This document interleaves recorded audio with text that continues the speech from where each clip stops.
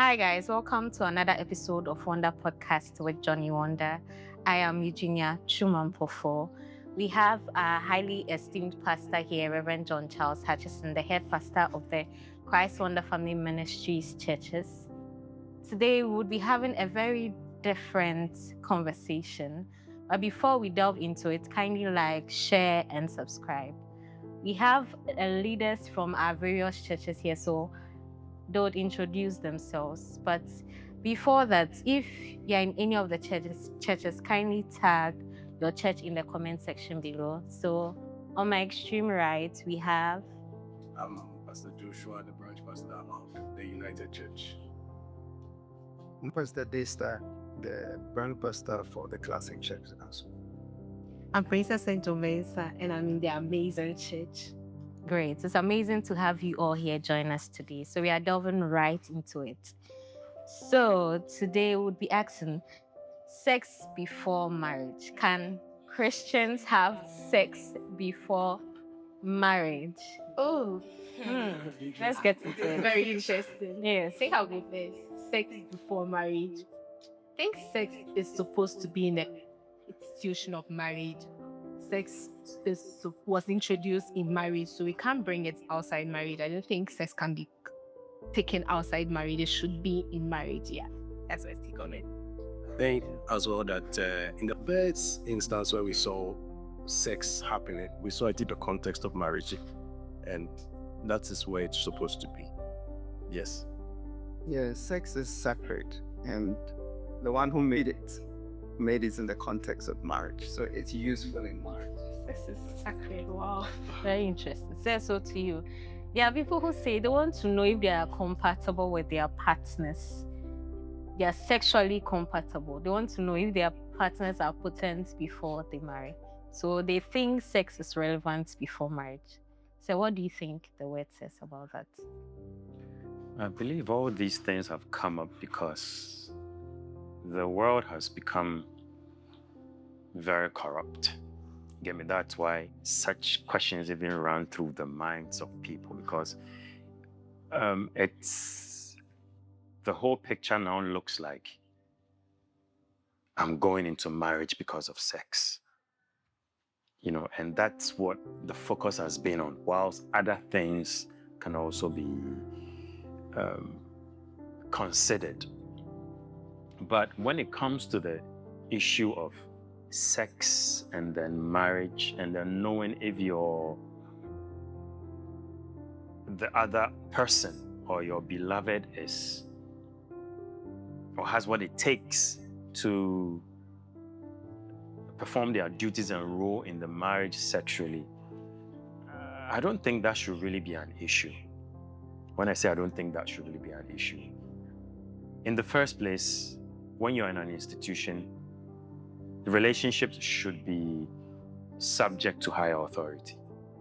And that's why I believe that such questions can be asked, they would come up, and then if there is any issue regarding the marriage or the consummation of the marriage, it would come up. Yes, I think about that. They see people go into marriages and they come out and they're like, their partners were not able to satisfy them. Like they are not satisfied when they have the intercourse and things, and they think if they had had it before, they would have known and wouldn't have committed to marriage.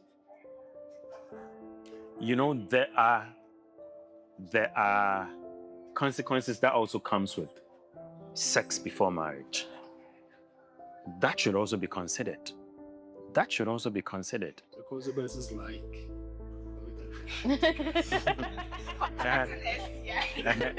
Mr. Gadby, consequences like... And so you become over-experienced and you're in a position to compare. Pregnancy out of wedlock.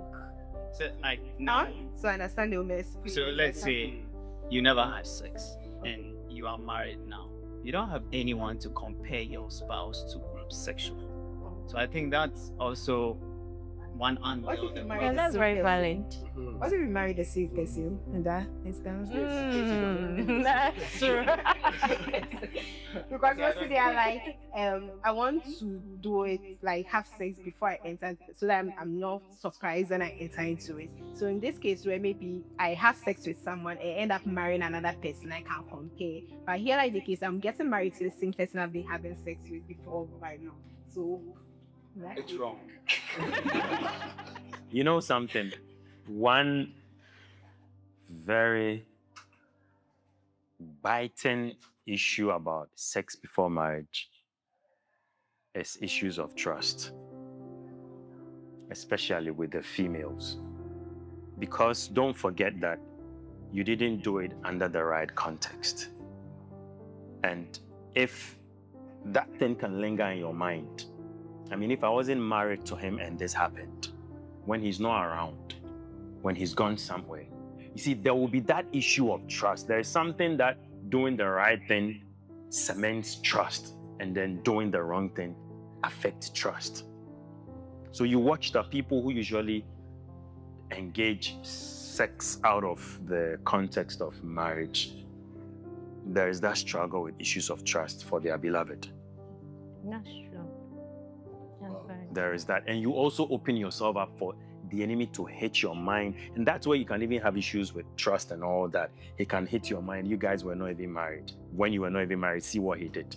So it doesn't have to be with, like, maybe if they had an intercourse with another person, or even with yourself. I'm talking about with the same person you got into the marriage with. Or See, the enemy will hit your mind with thoughts.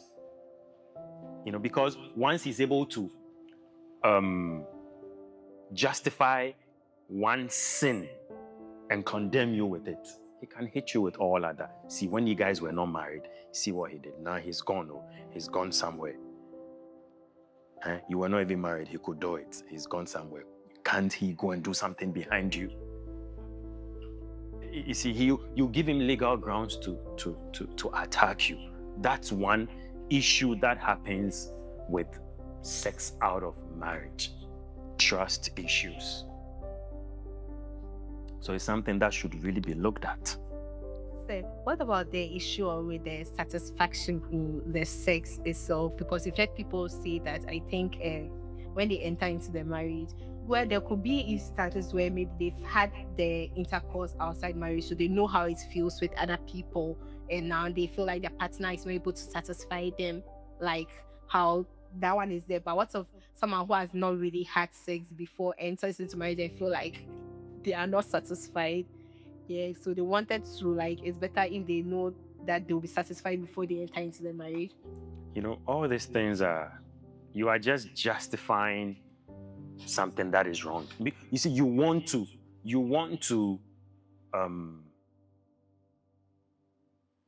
the word is not pacify. You want to convince yourself. You get me? You want to convince yourself. But what I'm saying is, if the relationship is brought under a higher authority, you'll be guided, you'll be checked, you'll be helped. You can have open conversations with the counselor or the one that is overlooking. You can have personal conversations with him. You see, this is an arena where you can create the room where these things can be addressed. You know, because I, as a counselor, if I'm handling a couple or beloveds, I should be able to ask, is there really something that you should let us know? You should ask these questions before you guys get into whatever you want to get into. So that's why in that case, if the person hides a very important information or vital information, it means that what they got into was based on deception.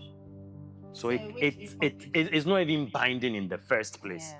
It's not binding. So information Like being impotent, having medical issues with your, or having health issues that you are not opening up to. Even issues like having a child out of the thing you didn't tell the person. You went into it based on deception. So it's not even binding in the first place. It's not binding. The person can walk out and it's got nothing to do with sin. So what of people or intending couples who have already had sex? They are not yet married, but they plan to marry. There are more than one say here, so say. So everyone here. So for people like that, they don't want to do that again. They've heard what you've all said. Don't move past that. How do they go about that? How do they navigate that? Well, I think they can move past that now that they've accepted it's not good and they're not going to do. But then some actions comes with consequences, like what said the issue about trust. It may come up. But with that one, I don't know how they are going to deal with it, because you were able to have sex with me outside marriage. So what if you enter and I feel like if you're able to do this, you can do it another person, or like the consequences might come, but then I think they can go past it. Yeah. So what of those who have already started? They are not yet married, but they want to stop. So how do they deal with that? They still want to be together, but they don't want to have sex again. They want to wait till marriage. Sorry. I think the easiest way for them is to be accountable to a higher authority, just like one of course is the easiest. I mean, yeah, it's the easiest. If you are tempted, you know that if you make the move, you will be reported. So you check yourself. What about it's just one person's decision in the relationship? Yeah, that's It's very not like true. two Two people people, agree yeah. to continue again. Like you started something and one has the conviction that I don't want to continue again, and I want this relationship to work. But I want I want a relationship to work, but then the other person is no. There is something about accountability that makes doing the wrong thing difficult. That's one thing I've realized. There's something about accountability. When you're accountable to someone, you realize that, he may ask you, how are things going? So you either have to lie or you would have to check yourself. And every time you lie, you experience that condemnation. You open up yourself to, you say, there was an issue I was dealing with, and the beloveds were, and good, let me start from here. Listen, the probability of young people engaging sex in a relationship is super high.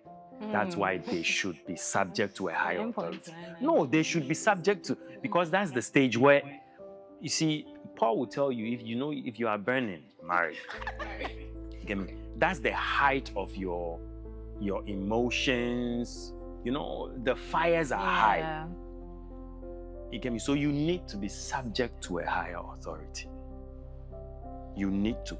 And as I said, there was this issue I was dealing with, that the beloveds were having issues with this. It had happened once, and they told, and it's not because the people are sinful or anything. It happened once, and they made up their mind, we don't want this thing to happen again. And it happened again and again and again. Why? Because they were accountable to themselves. So they came to talk to me about it, and then I gave them some steps to take concerning it. Apart from knowing that now I know, you get me? I told them some things to do, and it's in check now. So when you are subject to a higher authority, it makes it more difficult. Not impossible, but more difficult. Yeah. So if you are still here, kindly like, share, and subscribe. So moving on, this thing it's a growing thing amongst the betting, sports betting. There's Aviator, so many apps. Yes, so what do you think of sports bet? Can a Christian bet? Can a child of God bet? I think Pastor Gadu will throw more light on that. He deals with a lot of young people, so. All right, so to begin with, let's not tackle it on the level of whether it's sin or not. And it's good I'm doing psychology, it's cool, by the way. Wow. So it has psychological effect, which gets you hooked up on the act, even when you know it's injuring you, and it causes you to do a lot of things just to make sure you satisfy that desire to bet. Okay. Also, in the Christian context, I believe it compromises your trust in God. How? Because the child of God is supposed to live by faith. Some will tell you It's by if chances. I mean, you are not living based on chance. You could win, you could lose. some will tell you it's by God's grace. That's why they're having their winnings, they are hitting, they are making money. So Let me say this. God's grace doesn't function outside God's word. God's grace is supposed to make you trust in God. So if you don't trust in God for your supply, then you made something else your God. You get me? And we listen, we have practical examples of these things. This betting stuff is really destroying lives. You may sit back and even the one who may have done it and may have won big time, it won't end there. You see, that's the thing. If even you say, oh, I did it, I got very good amount of money, it doesn't stop there. It will move you into an addiction. Because you can't trust God for your supply. You can't. There is no way. I'm yet to come across anybody who is into betting and then their confidence in their supply is from God's word. It's from that thing they are going to bet from. So it's not even an issue of sin. It's an issue of it putting you into bondage, which will lead you into sin.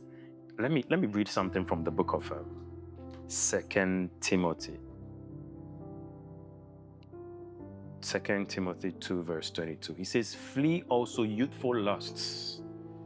Youthful lusts. He's talking about desires, cravings. They may not yet be sin. He didn't say youthful sin. He said youthful lusts. You know, things that you desire, you are craving for, you think it will get you what you want and all that. These are youthful lusts. He says, flee them. Because it will put you in bondage. No, you cannot, I'm yet to come across anybody who is into these gambling and betting and are a master of it. In the end, it will make you a slave out of it. It will put you into bondage. It will lead you into addiction. And don't forget that addiction now, you want to finance it, you will think of borrowing from people. You start becoming very deceptive. You become a liar because you are thinking of you know this money you are taking, you won't pay the person back. You get me? So it will get you into addiction. It will get you into deception. It will move you into bondage. Yeah, now because you have to finance that thing. No, it's deeper than what people see, thinking it's changed people's lives. Yeah, it's changed people's life for the worse. For the worse. Because, you know, whatever works for you, you build your confidence in it. Yeah. You can't tell me you won once and then you will stop. You see? And whatever something starts from, it has to be maintained by it. So if you got the money through betting, you would have to maintain it by betting. Is it the same as the lottery? I was about They to all say that. fall Yeah. into it? Because you see people sleep and they're like, when I slept, it's like God spoke to me that I should go and Yeah, so this number, yes. it's like God is speaking to me, like God has seen that I'm in hardship like this, and God wants to redeem my family, and I should give me this number that I should go and place. Those things they are spoken out of ignorance. It's not God who gave you anything. His word he gave to you, have you finished it? His word he gave to us, are we done with it? It's not, God doesn't give lotto numbers. God does not give lotto numbers. So what's the people sharing? Even casting lots in the Old Testament, it had nothing. It was men who improvised that thing. Yeah. In the New Testament, they still did it. It wasn't God. Gideon asked for a fleece. You see, sometimes these things are done because of men's their lack of trust in God. So they try to get an answer by casting lots. And God, check, when Judas came out from when Jesus was let me ask this question. When Jesus was choosing his disciples, did he cast lots? No. Study that book carefully in the synoptics. There was a time he said After he had gone to pray, when he came down, that was when he started choosing them. When Judas left and they were going to choose, they cast lots. Yes. Jesus never chose by gambling, or he didn't gamble his disciples. It wasn't based on lottery. And don't forget, there were times he met some in crowds. He didn't say, He knew who to choose. When someone went to, the Lord asked him to go to Jesse's house to go in. He was gambling. He was gambling. He was casting lots when he said, is it this one? This. No. You see, so God is not into the lottery business. God is not into the lottery business. His word is sure. You trust in him and believe him to guide you. So, Service, how will you help someone who has gotten so deep into this situation? The person has done it for so long and the person can't stop. And he has been winning consistently. He says, I win some, I lose some. How do you change such a That's why it's lottery. You win some and lose. Because I've met some And people.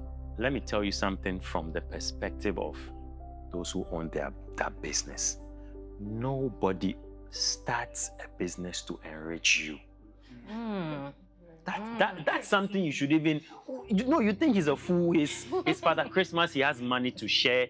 Nobody, their intent is to keep you locked, keep you in bondage, keep you coming over and over and over. The odds are always against you. Go and study. Go. You can Google. Right now, we have Google. Study all those who have won lottery, big time in the millions, and see how they all ended up. Check it.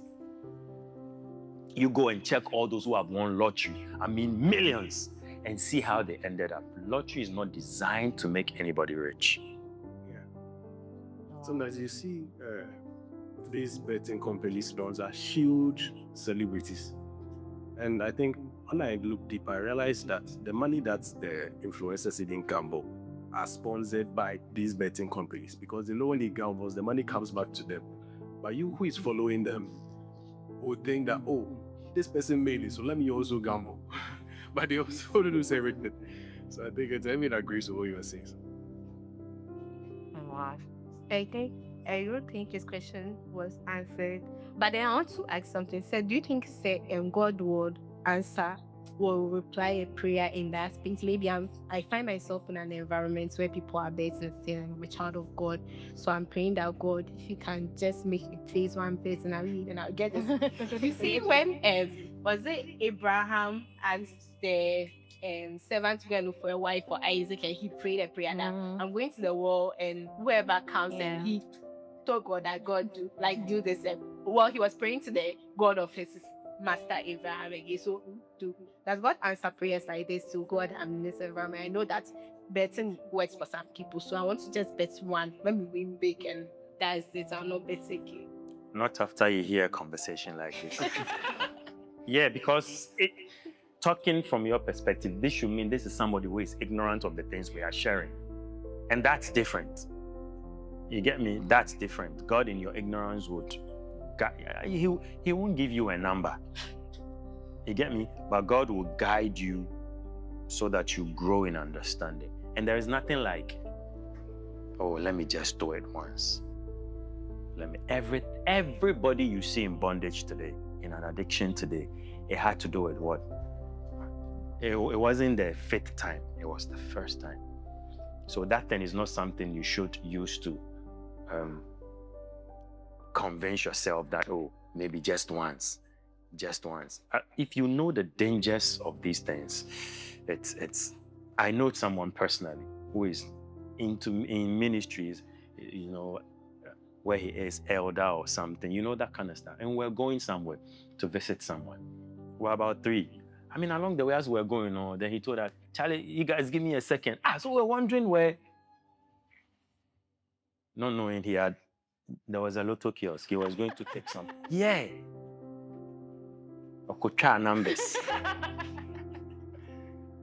And this is somebody who is an elder, So these things, it will put you in bondage. You see, the the disadvantages of it are way, way, way more. You don't know what you're asking for. Don't try it. Don't try it. Don't try it. I think to solve your answer your question, I don't know, but I think for someone who is innate and addicted to it, I think the issue about accountability can work here. Seek higher help, someone who can help. Yeah, I think sometimes when you keep things like this to yourself, it gives you the power to continue to do it. So you expose it by talking to someone higher than you and being accountable to that person and getting an accountability person, someone to check you so that in case you want to go and do something like that, you can tell the person could do in check. Yeah. Haven't you realized? Imagine you have an institution and there are no auditors and accountants. When corruption and stealing is going on, will it be detected? That's why we have accountability. Anytime there is accountability, there is check. So you need somebody you should be accountable to. It may not be overnight, but gradually you will be able to deal with it better. It's a very, very big issue, especially in universities. We will deal with a lot of young people in the various communities, and lots of them have issues with this. Yeah. It's very true. That's very true. Thank you. So it has become so common. I mean, I was at the barber shop, I think 2 days ago. And after a while, you stop, check his phone, check the beds. Yeah. As the barber. It consumes your whole. It makes you. If even where you could even be productive, you don't want to be productive because you've put all your bet on a bet. Buzz. When you could have been out there doing something, now you are immobile because it's Charlie, I'm waiting for this big win. Is it that? And I was like, he was here. I left. I was back a year after, and he's still doing the same thing at the same place. If it works, he should have left. You should have left. So is it environments that get people, because I didn't know about these things, so I think I went to the uni. So is it like because of people's exposure that they are into? You see, and we may all be focusing on the bet. But one thing I've realized, betting, I believe, is more of a symptom than a cause. I believe that the world has become greedy, selfish. These things are only revealing how greedy and selfish people are. That's true. People want shortcuts. They just want more by really having done nothing. You get me? These things are really revealing the hearts of men.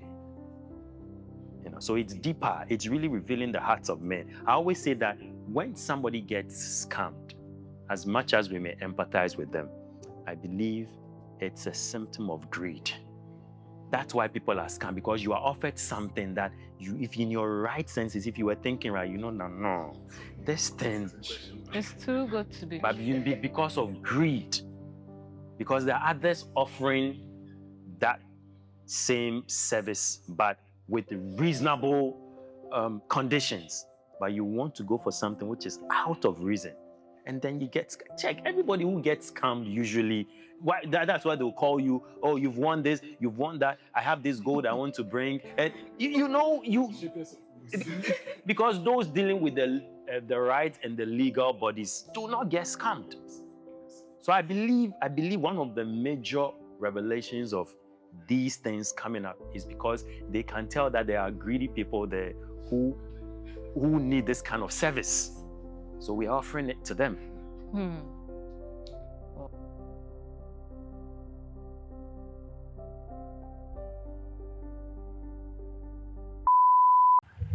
If you have been blessed by the message you are hearing, we would love it if you partner with us as a ministry to send the gospel to the nations of the world.